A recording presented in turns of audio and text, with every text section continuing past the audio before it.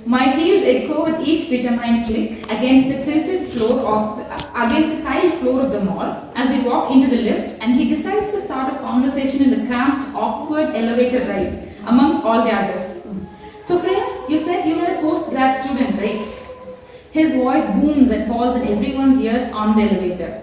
You're so testing my patience. No, that's not what I said. I said I'm doing a PhD. I say curtly and ask him, so what else do you do apart from playing video games and watching movies? That's all he told me in the chat. Oh, nothing much, dude. I just take care of my father's business when I'm not playing. It's such hassle though. He announces proudly that his family owns the highest shares in an international automobile brand and how he doesn't even have to work twice a week. 7th point, lazy, sleazy and a game addicted snob. 8th one, emotional age, 11 years. I had to restrain my yawn by the time I reached the theatre entrance along with my narcissistic date. As we approached the entrance, the day started to take a darker turn, as if that was possible. இப்போதான் இன்னும் கொஞ்சம் இப்போ theatre கிட்ட வரா இப்போதான் main scene வச்சுக்கோங்க main scene of the movie மாதிரி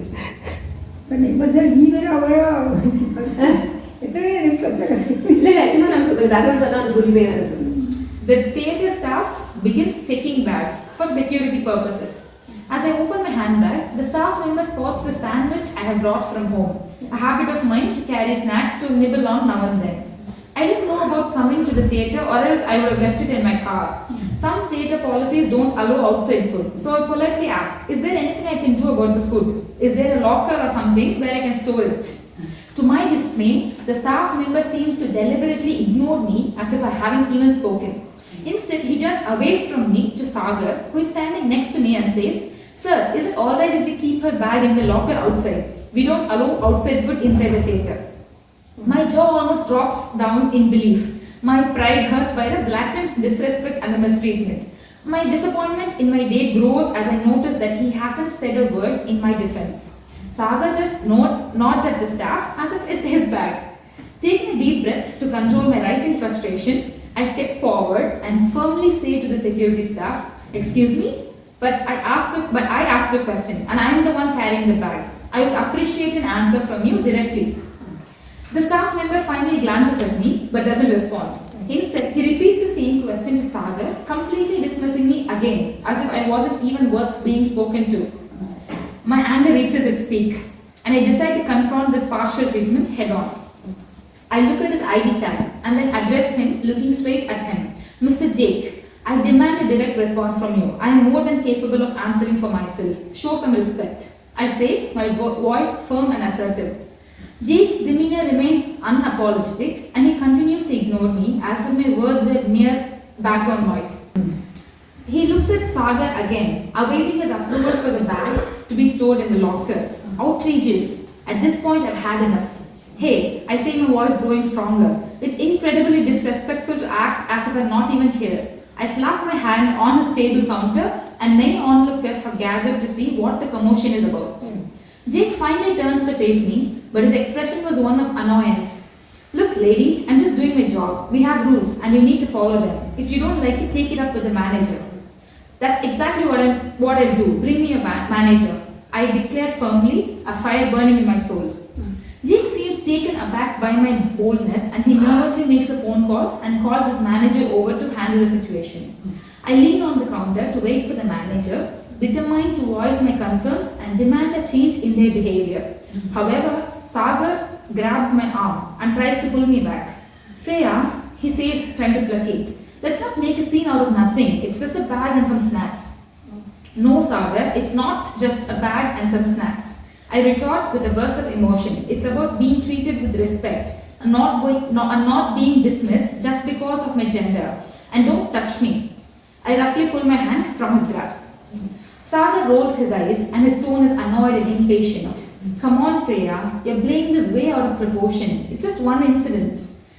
One incident becomes too many. I shoot back, my voice shaking with the intensity of my anger. I face this kind of crap all the time, and why should I just tolerate it? I won't stay silent and let people walk all over me.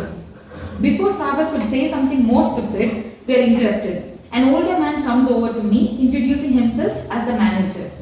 I file an official complaint with him expressing my concerns about the staff's behavior and lack of inclusivity.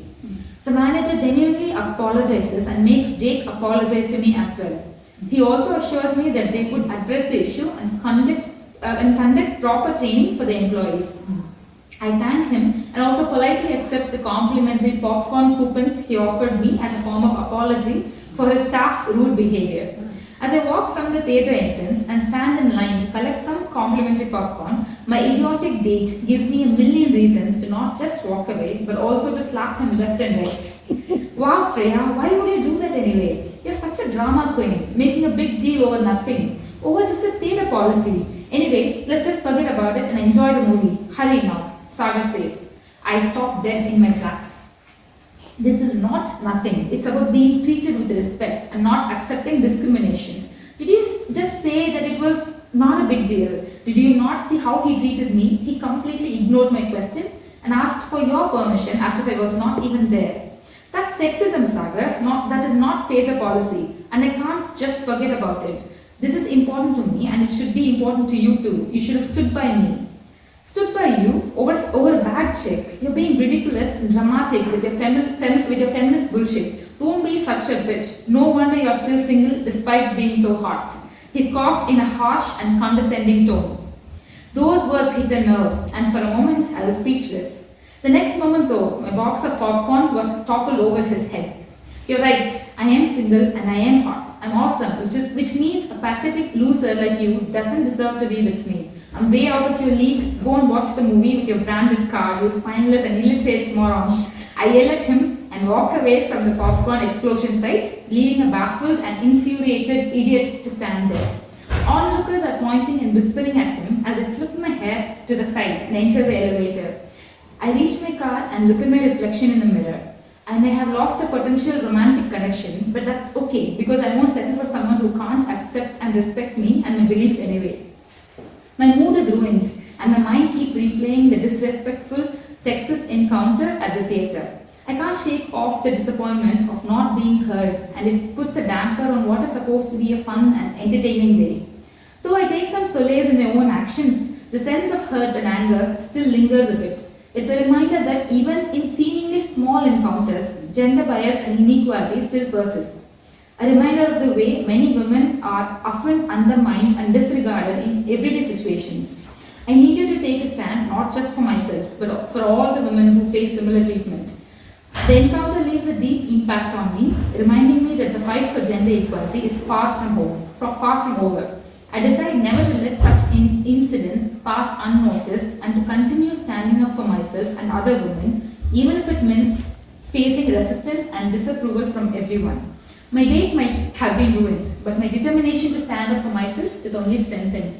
I look up at my reflection again and make a silent O as I take a bite of my delicious homemade sandwich. I'll just keep fighting.